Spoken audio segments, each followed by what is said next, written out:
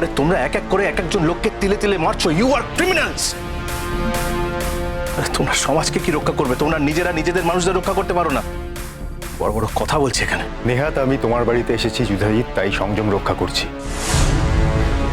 গুড্ডি কোথায়? গুড্ডির সাথে দেখা হবে না। কি ব্যাপার, এত চিৎকার হচ্ছে কেন? যাও ভেতরে যাও, আমি বলছি ভেতরে যাও। এক মিনিট যুধাজিৎ, আমি তোমার আজ্ঞাবহ দাস নই। তুমি আমাকে ভেতরে যেতে বললে আমি ভেতরে চলে যাব না। আর একটা কথা, অনুজ স্যার যে শুধুমাত্র আমার ব্যক্তিগত পরিসরের চেনা লোক তা তো নন। উনি আমার বস হন, তাই উনি যে কোনো সময় যখনই আমার খোঁজ করতে আসবেন আমি ওনার সঙ্গে দেখা করতে বাধ্য। অনেক বস দেখিয়েছো, হ্যাঁ অনেক বস দেখিয়েছো। সারাক্ষণই বস বস বস বস, ভাল লাগছে না শুনতে। করতে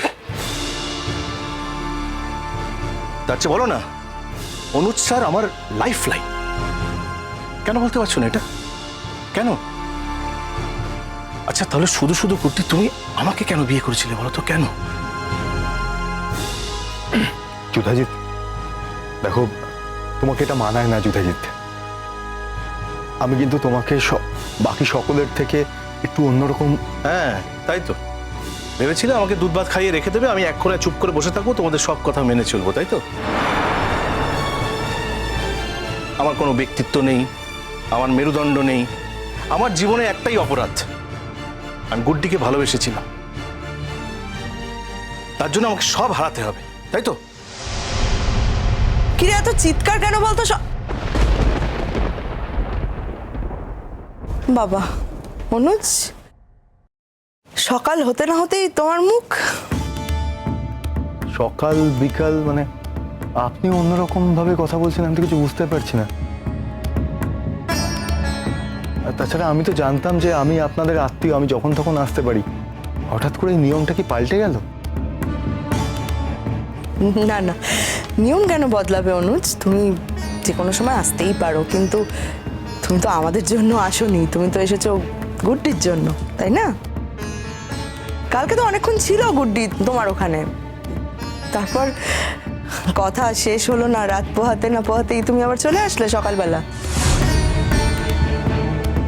আসলে কি জানো তো অনুজ, আমরাও তো এই কোয়ার্টারে থাকি, চারটে লোক আছে, চারটে লোক চার রকম কথা বলে। মা আমাকে একটা কথা বলো, প্রাথমিকভাবে তো সবাই আমার দিকে তাকিয়ে কথা বলবে, যেহেতু আমি এখানে থাকি। আমার ব্যাপারে খারাপ বলবে, আমার ব্যাপারে কিছু বললে আমার তো খারাপ লাগে না, তোমাদের এত খারাপ লাগে কেন? হিসেব মতো তোমরা এখানকার বাসিন্দাও নাও, তোমরা এখানে থাকো না। তুমি নির্লজ্জ তাই তোমার খারাপ লাগে না, আমাদের লজ্জা শরম আছে তাই আমাদের খারাপ লাগে। তোমার আসলে দোকান কাটা, জানো তো গুড্ডি, তোমার লজ্জা শরম একদমই নেই। আমার তো ভাবতেই অবাক লাগে তুমি আবার এত বড় একটা চাকরি করো।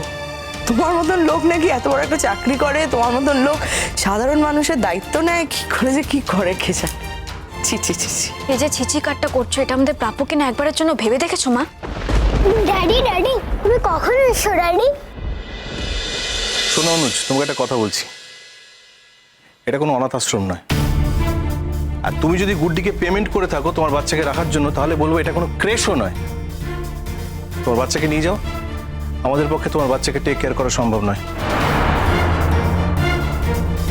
তোমরা তো কেউ ওর টেক কেয়ার করছো, আমি ওর টেক কেয়ার করছি, আমার লোকেরা ওর টেক কেয়ার করছে, আমি ওর দায়িত্ব নিয়েছি। তোমার কেন এত অসুবিধা হচ্ছে? আমার মতামতের কোনো দাম নেই না? কি বলতে চাইছো তুমি? What do you think of me? হ্যাঁ, তোমার বাড়ির আর 5টা কাজের লোকের মতো আমি একটা কাজের লোক? গুড্ডি, আমি এটা কিছুতেই মেনে নেব না। এই বাড়িটাকে আমি অনাথ আশ্রম করতে দেব না। পুবলুর দায়িত্ব নিয়ে অনেক কথা হয়ে গেছে, আমি বলে দিয়েছি শেষ পর্যন্ত পুবলু এখানেই থাকবে। ড্যাডি ড্যাডি এই আঙ্কেলটা খুব বাজে, তখন থেকে মোহনকে শুধু বকেই যাচ্ছে বকেই যাচ্ছে বকেই যাচ্ছে। এই আঙ্কেলটাকে একটু বকে দাও তো। বাহ, খুব সুন্দর ট্রেনিং হয়েছে বাচ্চার। এখন থেকেই বুঝতে শিখে গেছে কে বাজে কে ভালো। বাহ বাহ বাহ, ভেরি গুড। মানে একদম জাজমেন্টাল তৈরি হচ্ছে এখন থেকেই। বাহ। তুমি কি এখন থেকে বাচ্চাদের কথা তুমি এভাবে রিয়াক্ট করবে? কোনো কথা বলিস না জি, তোকে কিছু বলে কোনো লাভ নেই। বলছি তো তোকে, চল আমরা এখান থেকে ফিরে যাই, চল। ফিরে যাওয়ার আগে তো সবকিছু শেষ করে যেতে হবে মা। প্লিজ প্লিজ, আমি তোমায় রিকোয়েস্ট করছি, ডোন্ট মিসআন্ডারস্ট্যান্ড। এটা খুব সামান্য ব্যাপার যুধাজিৎ, এটাকে এত জটিল করে দেখো না। মানে এই পুরো বিষয়টার জন্য তুমি তোমাদের সম্পর্কে কোনো কমপ্লেক্স প্লিজ তৈরি করো না। এটা খুব সামান্য ব্যাপার। আর শিরিন ডেসপারেটলি একটা মানুষকে মারার চেষ্টা করেছে Yudhajit. Being a policeman, how can I protect her? এটা সম্ভব? আমি যদি ওকে প্রোটেকশন দিতাম, আমি আমার বিবেকের কাছে কখনো ক্লিয়ার থাকতে পারতাম না। আমি তো একটা কথা কিছুতেই বুঝতে পারছি না যুধাজিৎ, ও তো আমার ওয়াইফ, ওকে নিয়ে তো আমার বেশি কনসার্ন হওয়া উচিত। তুমি কেন এত বেশি কনসার্ন হচ্ছ? হ্যাঁ উচিত, কিন্তু তুমি শিরিনের ব্যাপারে বেশি কনসার্ন নও অনুজ, এটা তো সবাই জানি আমরা, তাই না? যদি কনসার্ন হতো তাহলে শিরিনকে এরকম একটা শাস্তির ব্যবস্থা তুমি করে দিতে না। আসলে কি বলতো, পাঁচটা লোক যা যা বলছে সেটাই ঠিক। তোমরা এটা প্ল্যান করে করেছো, তুমি এটা গুড্ডির প্ল্যান শুনে এই কাজগুলো করেছো। এটাই সত্যি কথা। একটা লজ্জা শরম থাকা উচিত মানুষের। এত ধুমধুমার কাণ্ড হয়ে গেল, এত কিছু হয়ে গেল, এত ঝামেলা হয়ে গেল, গুড্ডি নিজেদের একটু সংযত রাখতে পারতে, একটু, সেটা রাখতে পারলে না। এত বেশরম, এত বেহায়া তুমি, এত নির্লজ্জ যে তুমি একেবারে রাত পোহাতে না পোহাতেই আবার দুজনে মিলে এখানে গল্প করতে শুরু করে দিলে। অনুজ এখানে চলে আসলো তোমাকে দেখার জন্য, তাই না? ও না, অনুজ তো আবার ওর ছেলেকে দেখতে এসেছে। কিন্তু আমরা তো বলেই দিয়েছি গুড্ডি, অনুজ, যে আমরা এই বাড়িতে তোমার ছেলেকে রাখতে পারবো না। তোমার ছেলের কোনো দায়িত্ব আমরা নিতে পারবো না। তুমি তো ছেলের কোনো দায়িত্ব নাওনি মা। পুবলুর প্রত্যেকটা দায়িত্ব আমি নিয়েছি। তাই নাকি? কোনো দায়িত্ব নিই না তো? ঠিক আছে, আজকে থেকে তাহলে তুমি যখন কাজে যাবে, তোমার ওই অনুজের ছেলে যদি খিদে মরেও যায়, কোনো রকম দায়িত্ব নিতে পারবো না। হ্যাঁ, সেটা তোমার ব্যাপার, তোমার বিবেচনা। তোমার বিবেক যদি বলে তুমি এই কাজটা করতে পারবে, করো। তুমি ধর্মের কথা বলো না মা। তোমার ধর্ম যদি তোমাকে এই কাজটা করতে বাধা না দেয়, তুমি করতেই পারো। তুমি যদি মনে করো তুমি কারোর কাছে জবাব দিয়ে দেওয়ার কিছু নেই তোমার, তুমি সবকিছুর ঊর্ধ্বে গিয়ে এই কাজ করতে পারবে, করতেই পারো। আমি তোমাদের কারোর ভরসায় তো ওকে আনিনি, আমি ওকে দায়িত্ব নিয়ে নিয়ে এসেছি। তুমি কি করবে না করবে তার উপরে আমার কিছু বলার নেই, কোনো আপত্তি থাকতে পারে। তুমি একটা করে দায়িত্ব আমাদের উপর চাপিয়ে দেবে আর আমার মা বাবাকে সেটা করতে হবে। না না, তুমি ভুল কথা বলছো। আমি দায়িত্ব চাপিয়ে দিইনি। বাড়িতে একটা বাচ্চা থাকলে তার যদি কোনো প্রয়োজন হয় বা সে যদি কোনো কারণে কান্নাকাটি করে, নর্মাল মানুষ তাকে কনসোল করে। সেটা যদি তোমার মা করতে না চান, করবেন না, কোনো অসুবিধা নেই তো।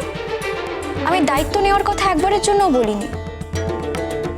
আর এত বড় বাড়ি আছে, এতগুলো ঘর আছে, পুবলু বা রেশমি তোমাদের কাউকে কোনো ডিস্টার্ব করবে না। রেশমির ব্যাপারে তো কোনো কথা আমরা বলিনি। তুমি বলেছো, তুমি প্রথম দিনেই কিন্তু রেশমির ব্যাপারে অসন্তোষ প্রকাশ করেছো। হ্যাঁ, তুমি এই বাড়িটাকে একটা ক্রেশ বানিয়ে ফেলেছো, অসন্তুষ্ট প্রকাশ করতেই হবে। রাত্রিবেলা তোমার দুদিকে দুটো বাচ্চাকে নিয়ে তুমি শো, একবার ভেবে দেখেছো কোনোদিন হাজবেন্ড হিসেবে আমার কি জায়গা?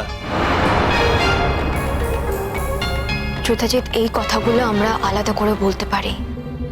এই কথাগুলো তোমাকে যদি আলাদা করে বলতে হয় তাহলে তার থেকে না বলাই ভালো। বলেই তো ফেললে। তুমি কি বলছো তুমি নিজেই বুঝতে পারছো না এই মুহূর্তে। কেন বলছো এই কথাগুলো? শেষমেশ তুমি পাবলিকলি এইসব কথাগুলো বলে ফেললে। পাবলিক? কে পাবলিক? কে পাবলিক এখানে? আমার মা পাবলিক না তোমার অনুজ স্যার পাবলিক? গুড্ডি